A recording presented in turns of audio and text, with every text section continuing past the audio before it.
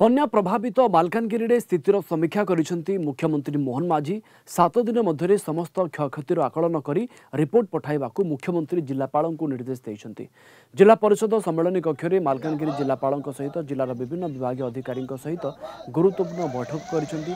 अग्राधिकार भित्तिरे भांगी जाइतिबा कच्चा घर पर सहायता और बिजुली संयोगीकरण निमंते से गुरुत्वारोप करते। जड़े विपन्न सरकारी सहायता पाइबारु जेभली वंचित न होती एथिपाई ध्यान देबाकू जिला प्रशासन को निर्देश देइछंती।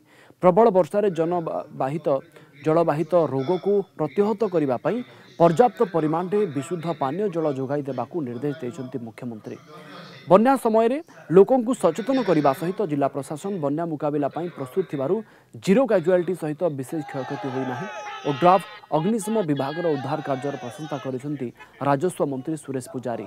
ओडिशा रिलीफ कोड अनुसार समस्त क्षयक्षतिर आकलन करा जाई पर्याप्त सहयोग राशि प्रदान कराजिबो बोली से कहिसेंती। कोरापुट जिला एवं मालकानगिरी जिला उभय जिला क्षतिग्रस्त हबार संभावना दृष्टि आगुरु राज्य सरकार जिला प्रशासन को सतर्क करने फल जिला प्रशासन मध्य सतर्क थिली। द्वितीय विषय हूँ जे केंद्र सरकार मध्य जो पूर्व अनुमान करा जाइथिला से बाबद रे मध्य माननीय केंद्र गृह मंत्री श्रीयुक्त अमित शाह ओडिशार माननीय मुख्यमंत्री श्रीयुक्त मोहन चरण माझी सांगे मध्य संपर्क रे थिले।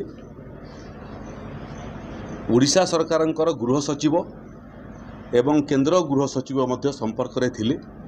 ये क्रम रे समस्त आवश्यक सहयोग जोगई देवा पई मध्य केंद्र प्रस्तुत थिला। से क्रम रे ओडीआरएफ रो सेवा जदि पर्याप्त न हुए ताहले एनडीआरएफ को मध्य सतर्क कराइतिला। आवश्यक पड़ले सेमानकर मध्य व्यवहार हेई थांता। बन्या रे हमर घर द्वार सब भासी जाइछि, घर द्वार सब भाई जाइछि, जा फैन टीवी कूलर थिला सब भासी जाइछि, खराब हो जाइछि सब। आम गोटे घर रे थिलु समस्त छेड़ा होई करी खाया पीबार माने असुविधा होउतिला। एबे सकाले एमपी सार भी आस्थिले देखि करी गले।